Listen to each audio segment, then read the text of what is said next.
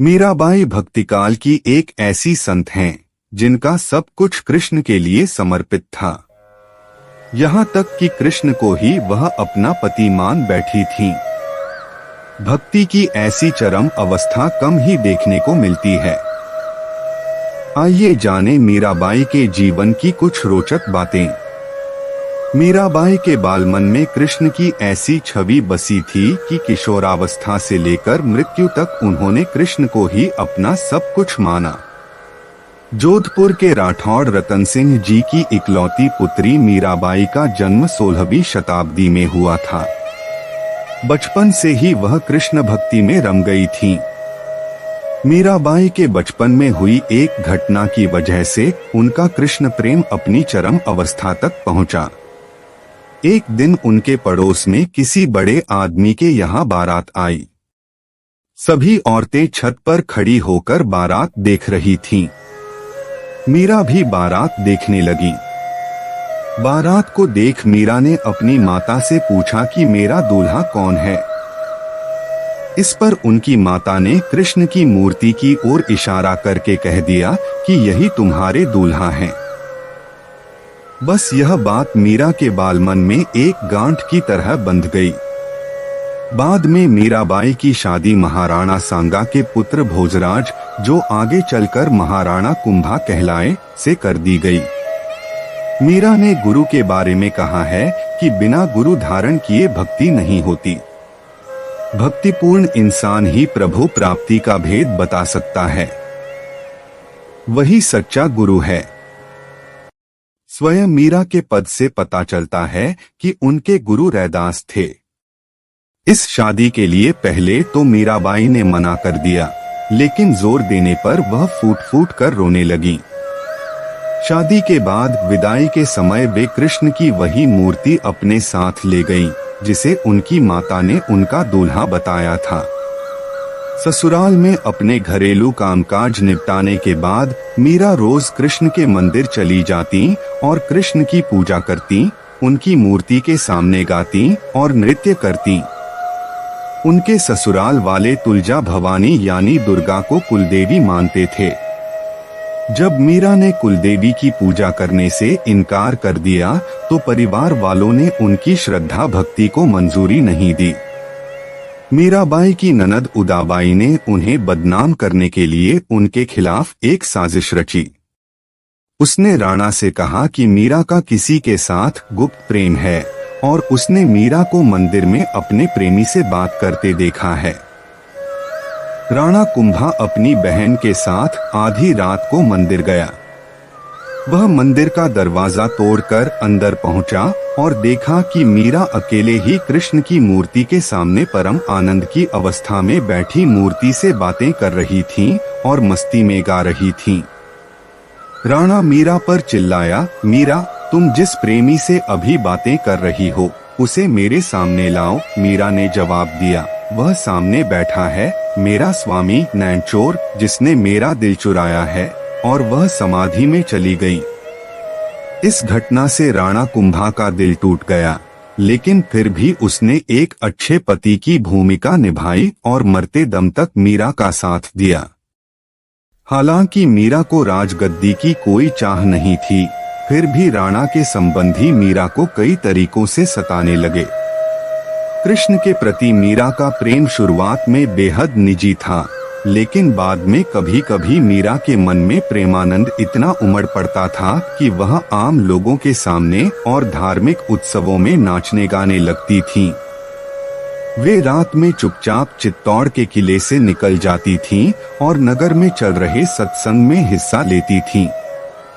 मीरा का देवर विक्रमादित्य, जो चित्तौड़गढ़ का नया राजा बना, बहुत कठोर था। मीरा की भक्ति, उनका आम लोगों के साथ घुलना मिलना और नारी मर्यादा के प्रति उनकी लापरवाही का उसने कड़ा विरोध किया। उसने मीरा को मारने की कई बार कोशिश की।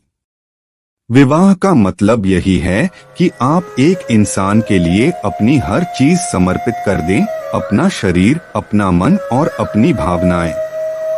आज भी कई ईसाई संप्रदायों में नन बनने की दीक्षा पाने के लिए लड़कियां पहले जीसस के साथ विवाह करती हैं। यहाँ तक कि एक बार उसने मीरा के पास फूलों की टोकरी में एक जहरीला सांप रखकर भेजा और मीरा को संदेश भिजवाया कि टोकरी में फूलों के हार हैं। ध्यान से उठने के बाद जब मीरा ने टोकरी खोली तो उसमें से फूलों के हार के साथ कृष्ण की एक सुंदर मूर्ति निकली। राणा का तैयार किया हुआ कांटों का बिस्तर भी मीरा के लिए फूलों का सेज बन गया जब मीरा उस पर सोने चली। जब यातनाएं बर्दाश्त से बाहर हो गईं, तो उन्होंने चित्तौड़ छोड़ दिया। वे पहले मेड़ता गईं, लेकिन जब उन्हें वहां भी संतोष नहीं मिला तो कुछ समय के बाद उन्होंने कृष्ण भक्ति के केंद्र वृंदावन का रुख कर लिया। मीरा मानती थी कि वह गोपी ललिता ही हैं, जिन्होंने फिर से जन्म लिया है। ललिता कृष्ण के प्रेम में दीवानी थीं। खैर, मीरा ने अपनी तीर्थ यात्रा जारी रखी। वे एक गांव से दूसरे गांव नाचती गाती पूरे उत्तर भारत में घूमती रहीं। माना जाता है कि उन्होंने अपने जीवन के अंतिम कुछ साल गुजरात के द्वारका में गुजारे। ऐसा कहा जाता है कि दर्शकों की पूरी भीड़ के सामने मीरा द्वारकाधीश की मूर्ति में समा गई। मीरा के लिए कृष्ण भ्रम नहीं, हकीकत थे। इंसान आमतौर पर शरीर, मन और बहुत सारी भावनाओं से बना है। यही वजह है कि ज्यादातर लोग अपने शरीर, मन और भावनाओं को समर्पित किए बिना किसी चीज के प्रति खुद को समर्पित नहीं कर सकते। विवाह का मतलब यही है कि आप एक इंसान के लिए अपनी हर चीज समर्पित कर दें, अपना शरीर, अपना मन और अपनी भावनाएं। आज भी कई ईसाई संप्रदायों में नन बनने की दीक्षा पाने के लिए लड़कियां पहले जीसस के साथ विवाह करती हैं।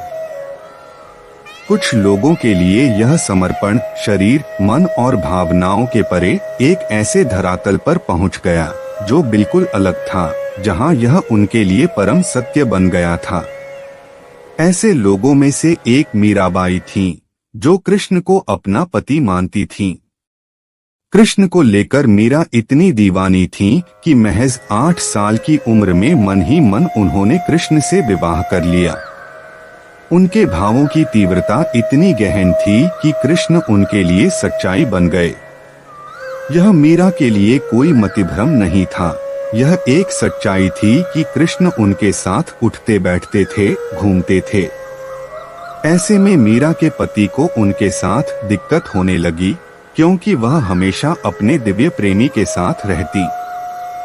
यहाँ तक कि मीरा ने अपने दिव्य प्रेमी के साथ संभोग भी किया। उनके पति ने हर संभव कोशिश की यह सब समझने की, क्योंकि वह मीरा को वाकई प्यार करता था। लेकिन वह नहीं जान सका कि आखिर मीरा के साथ हो क्या रहा है।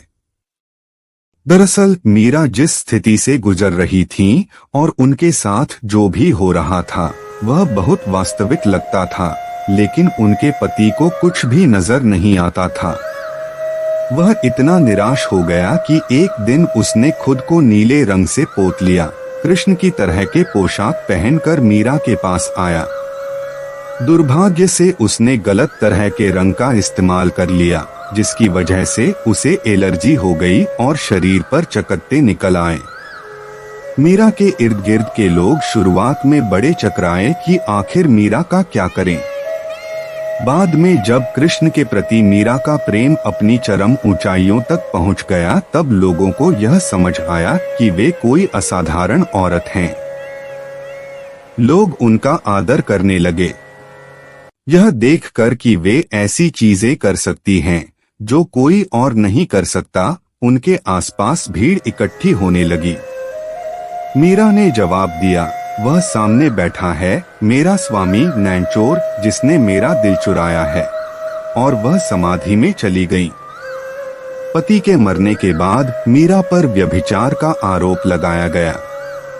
उन दिनों व्यभिचार के लिए मृत्यु दंड दिया जाता था, इसलिए शाही दरबार में उन्हें जहर पीने को दिया गया।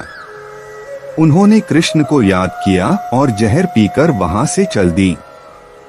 लोग उनके मरने का इंतजार कर रहे थे, लेकिन वह स्वस्थ और प्रसन्न बनी रहीं। इस तरह की कई घटनाएं हुई।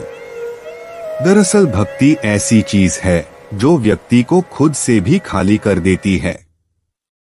जब मैं भक्ति कहता हूँ तो मैं किसी मत या धारणा में विश्वास की बात नहीं कर रहा हूँ। मेरा मतलब पूरे भरोसे और आस्था के साथ आगे बढ़ने से है। तो सवाल उठता है कि मैं भरोसा कैसे करूं? आप इस धरती पर आराम से बैठे हैं, यह भी भरोसा ही है। यह गोल धरती बड़ी तेजी से अपनी धुरी पर और सूरज के चारों ओर घूम रही है।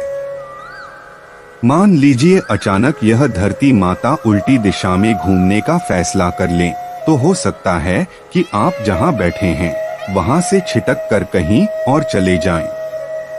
आप नहीं जानते आप कहां पहुंचेंगे। तो आप आराम से बैठें, मुस्कुराएं, दूसरों से बातें करें। इन सब के लिए आपको बहुत ज्यादा भरोसे की जरूरत है। लेकिन यह सब आप अनजाने में और बिना प्रेम भाव के कर रहे हैं। इस भरोसे को पूरी जागरूकता और प्रेम के साथ करना सीखिए। यही भक्ति है।